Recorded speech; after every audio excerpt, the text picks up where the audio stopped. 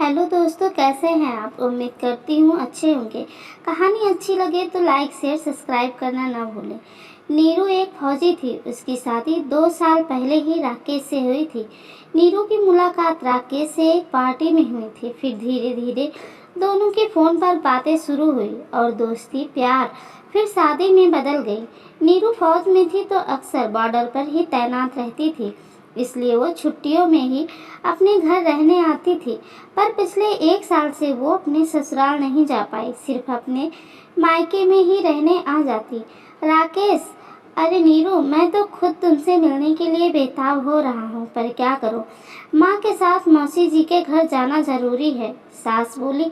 Hello Neeru बेटा, कैसी हो। नीरू, मैं ठीक हूँ माँ जी, बस छुट्टियाँ हो गई हैं तो सोच रही थी इस बार आप सबके साथ रहूंगी। पिछली बार आप राकेश के साथ तीर्थ यात्रा पर चली गई थी, इसलिए मेरी सारी छुट्टियां माँ के घर पर ही बीती।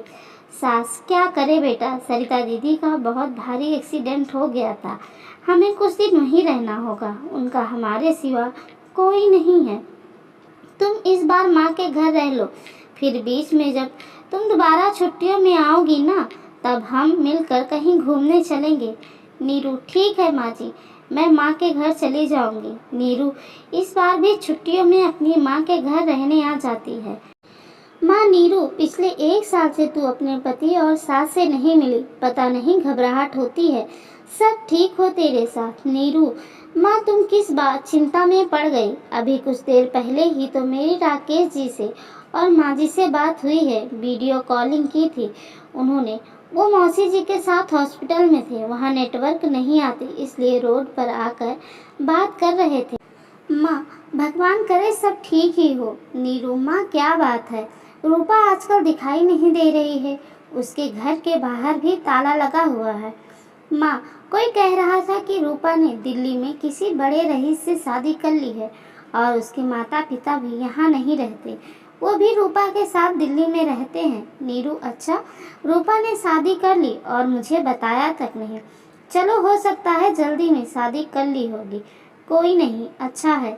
नीरू, मासूम, मैं सोच रही थी तुम और मैं बाजार चलते हैं, कुछ जरूरी सामान खरीद कर लाना है। नीरू अपनी माँ के साथ बाजार चली जाती है। बाजार में एक अपाहिज लड़की किसी पत्थर से ठोकर खाकर गिर जाती है और उसके हाथ से सामान की थैली गिर जाती है।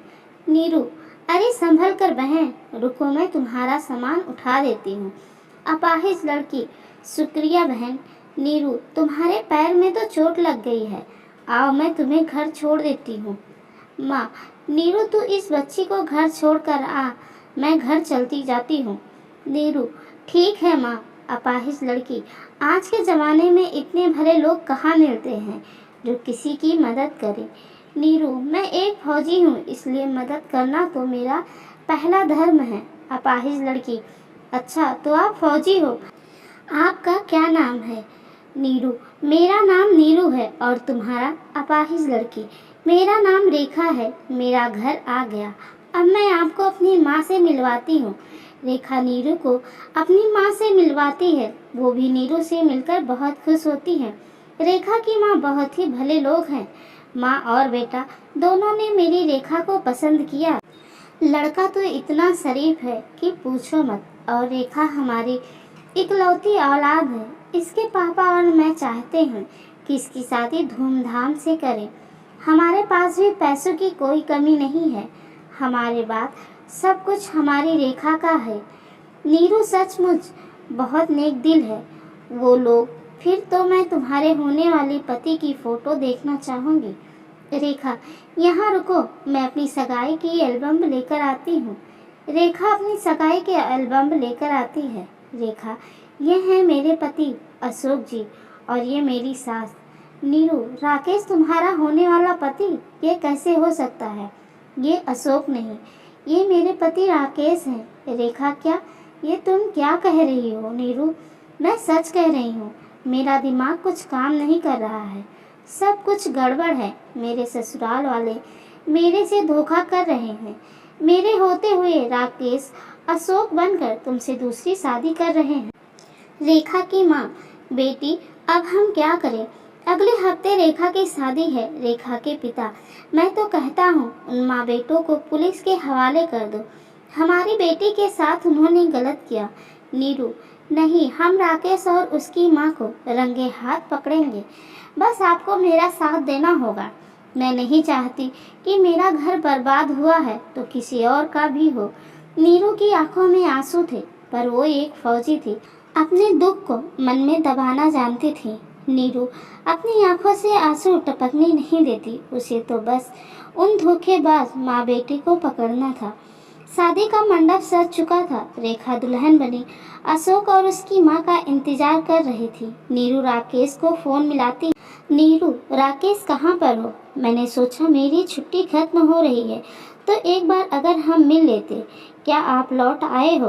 राकेश, अरे कहाँ नीरू, मुझे तो सच में खुद बुरा लग रहा है। मौसी जी की हालत में कोई सुधार नहीं है। माँ और मैं सारा दिन उनके साथ हॉस्पिटल में ही रहते हैं। तुम समझ सकती हो ना? नीरू, हाँ मैं सब समझ गई। ठीक है, मैं रखती हूँ। नीरू से झूठ बोलकर दोनों माँ बेटे तैयार होकर बारात के साथ रेखा के घर पहुँचते हैं। रूपा भी उनके साथ थी। नीरू चोरी छुपे सब देख रही थी। रेखा के माता पिता उसे मंडप में लाते हैं। राकेश की माँ, बहन जी, वो गहने के डिब्बे और नगद रुपए सब तैयार है ना? नीरू कमरे से बाहर आ जाती है। नीरू, गहने तो नहीं, हथकड़ी तुम सब के लिए तैयार है। राकेश की माँ, नीरू तुम? नीरू, हाँ मैं। तुम दोनों मेरी पीठ पीछे पिछले 1 साल से ये झूठ का जाल बुन रहे हो।